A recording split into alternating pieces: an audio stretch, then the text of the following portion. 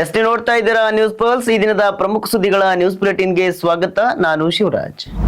ಧಾರವಾಡ, ಹಾವೇರಿ, ಗದಗ ಜಿಲ್ಲೆಗಳಲ್ಲಿ ಪ್ರತ್ಯೇಕ DCC bank, ಹಾಲು ಒಕ್ಕೂಟ ಸ್ಥಾಪನೆಗೆ ಕೇಂದ್ರ ಸರ್ಕಾರದಿಂದ ಗುಡ್ ನ್ಯೂಸ್.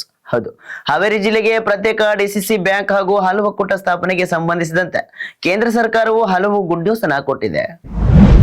ರಾಜ್ಯದಲ್ಲಿ ಮತ್ತೊಂದು ಬೆಚ್ಚಿ ಬೀಳಿಸುವ ಘಟನೆ. ವಸತಿ ಶಾಲೆಯಲ್ಲಿ ಪಿಯುಸಿ ವಿದ್ಯಾರ್ಥಿನಿ ಗರ್ಭಿಣಿ. ಕೊಪ್ಪಳ ಜಿಲ್ಲೆಯ ಕನಕಗಿರಿ ತಾಲೂಕಿನ ಮೊರಾರ್ಜಿ ದೇಸಾಯಿ ವಸತಿ ಶಾಲೆಯಲ್ಲಿ ಆಘಾತಕಾರಿ ಘಟನೆಯೊಂದು ವರದಿಯಾಗಿದೆ. ದಾವಣಗೆರೆಯಲ್ಲಿ ಹೃದಯಾಘಾತದಿಂದ 9ನೇ ತರಗತಿ ವಿದ್ಯಾರ್ಥಿ ಸಾವು. ದಾವಣಗೆರೆ ಜಿಲ್ಲೆಯ ಜಗಳೂರು ತಾಲೂಕಿನ ಗೋಗೊದ್ದು ಗ್ರಾಮದಲ್ಲಿ 15 ವರ್ಷದ ಬಾಲಕನೊಬ್ಬ ಹೃದಯಾಘಾತದಿಂದ ಮೃತಪಟ್ಟಿದ್ದಾನೆ. ಗೋಗೊದ್ದು ಗ್ರಾಮದ ಚಮನ್ ಸಾಬ್ ಮತ್ತು ಫಾತಿಮಾ ದಂಪತಿಯ ಪುತ್ರ ಮುಜಾಮಿಲ್ ಸಾಬ್ ಮೃತಪಟ್ಟಿರುವ ಬಾಲಕನಾಗಿದ್ದಾನೆ.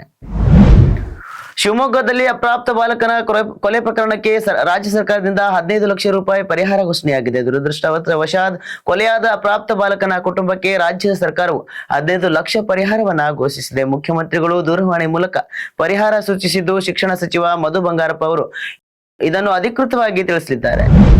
ಶಿವಮೊಗ್ಗ ಮಾರಿಕಾಂಬಾ ಉತ್ಸವಕ್ಕೆ ಅದ್ದೂರಿ ಚಾಲನೆ. ಶಿವಮೊಗ್ಗ ನಗರದ ಪುರಾಣ ಪ್ರಸಿದ್ಧ ಕೋಟೆ ಮಾರಿಕಾಂಬಾ ದೇವಿಯ 5 ದಿನಗಳ ಅದ್ದೂರಿ ಜಾತ್ರಾ ಮಹೋತ್ಸವಕ್ಕೆ ಮಂಗಳವಾರ ವಿದ್ಯುಕ್ತ ಚಾಲನೆ ದೊರೆತಿದೆ.